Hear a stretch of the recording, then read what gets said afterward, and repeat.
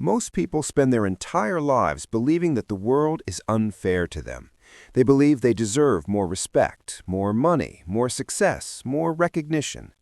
They believe they are smarter than average, more talented than most, and destined for something bigger.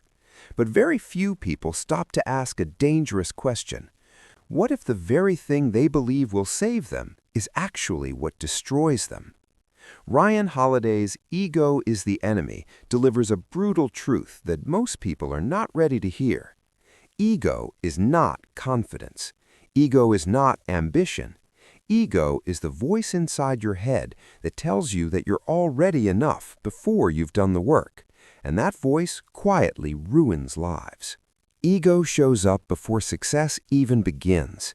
At the start of your journey, ego convinces you that you're special. It tells you that normal rules don't apply to you. It makes you impatient. You want recognition before results. You want followers before skill. You want money before mastery. Ego pushes you to talk instead of listen, to show instead of learn, to rush instead of build. And the tragedy is that ego feels like confidence, so most people never question it. But real confidence is silent. Ego is loud. Ryan Holiday explains that when you are starting out, your only job is to become a student, to absorb knowledge, to make mistakes privately, to build skills without demanding applause. Ego hates this phase because it feels humiliating. Ego wants validation now. But growth doesn't work on ego's timeline. The people who truly succeed are willing to look foolish in the beginning. They accept that they don't know. They stay quiet. They work. And they let results speak later. Then comes success, and this is where ego becomes truly dangerous. Early wins inflate the ego. You start believing the hype. You confuse momentum with mastery. You assume that because something worked once, it will always work. Ego whispers that you are untouchable. You stop preparing. You stop listening. You stop questioning yourself. This is why so many talented people collapse after their first taste of success, not because they weren't good enough, but because ego convinced them they didn't need to grow anymore. The book delivers one of its most powerful lines here. Success is rented, and the rent is due every day. Ego wants ownership. Discipline requires maintenance. Masters understand that yesterday's success has zero value today. Every day demands effort. Every day demands humility. Ego wants comfort, but success demands repetition.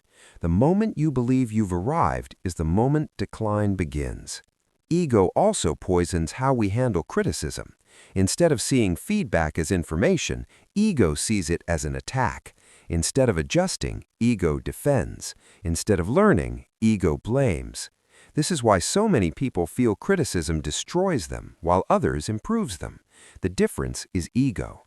Those who grow ask, "What can I learn from this?" Those controlled by ego ask, "How dare they?" Failure exposes ego even more brutally. When things go wrong, ego takes it personally. It turns failure into identity. Instead of seeing setbacks as part of the process, ego treats them as humiliation. It pushes people to quit, to hide, to make excuses. But failure is not a verdict, it's feedback. Ego blocks learning. Humility unlocks progress. Ryan Holiday emphasizes that you must separate your identity from outcomes. You are not your wins. You are not your losses. You are your habits, your effort, and your discipline. Ego ties self-worth to external results. That's why it collapses under pressure. Discipline stays steady whether things are going well or falling apart. Another critical lesson in the book is staying a student. Ego says, "I already know this." Wisdom says, "Teach me again." The moment you stop learning, you start declining. Every industry, every craft, every skill is constantly evolving. The people who survive long-term are not the loudest or the flashiest. They're the ones who stay curious, adaptable, and grounded. Ego also feeds on comparison. It forces you to measure your worth against others instead of against your own standards. Social media has turned ego into a daily addiction.